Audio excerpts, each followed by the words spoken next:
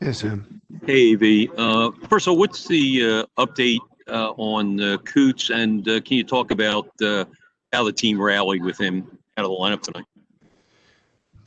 Coots will get an MRI tomorrow on his shoulder, so I'll know more in the next couple of days. That's all I have as far as an update for you right now.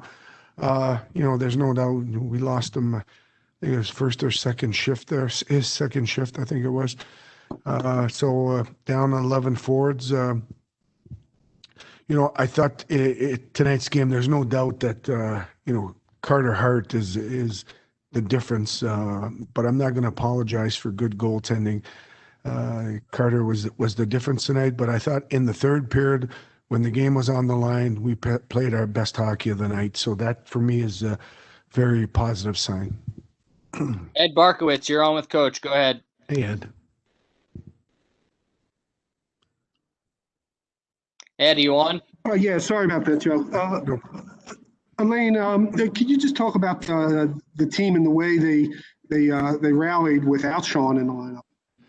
Yeah, I mean, there's no doubt Sean, everybody knows that he's a big part of our team, but at the end of the day, injuries are part of the game. So, it's next man up who can come up and play. And that's what we did when we got down to 11 forwards.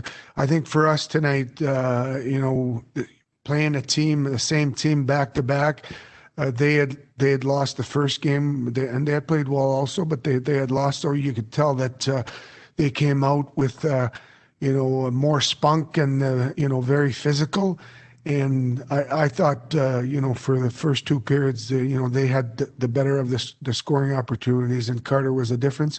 But in the third, with the game on the line and us by one, I thought we played some solid hockey. We spent more time in their end, and were able to get the win and win the third period. Charlie O'Connor, you're on with Coach. Go ahead. Hey, Charlie. Hey, Elaine. Obviously, Carter, is viewed as one of the best young goalies in the game. Travis Konecny led your team in points last year. Given the circumstances with Coots going out, things being a bit sloppy, is this the kind of game where you sort of need your best players to step up and carry the load? Well, there's no doubt. I mean, you're playing against a team that, it's got a lot of experience. They've got star players, the team that has a lot of pride. So you knew that they were going to come out and be feisty, which they were. I mean, they played hard and they played a good game. Carter made some great saves.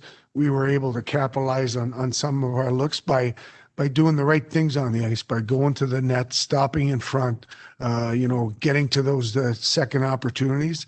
And, injuries are part of the game. So somebody else is going to step in like we did tonight, and somebody else is going to have to play well for us.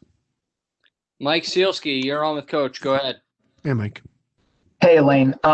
Given the unusual circumstances of the season, the offseason and all that, are you keeping a closer eye on the minutes that each of your forwards or defensemen play? I mean, I know you want to roll four lines anyway, but are you monitoring it even more closely given the circumstances? Yeah, there's no doubt, considering the condensed schedule, the fact that, all the games are in critical importance. We're monitoring everything right now. Our conditioning guys are looking at the loads, are looking at the science, and we're going to take an important look at all the minutes, our four lines and our 6Ds, to make sure that our guys are in the best possible condition all the time. Dan Gelston, you're on with Coach. Go ahead.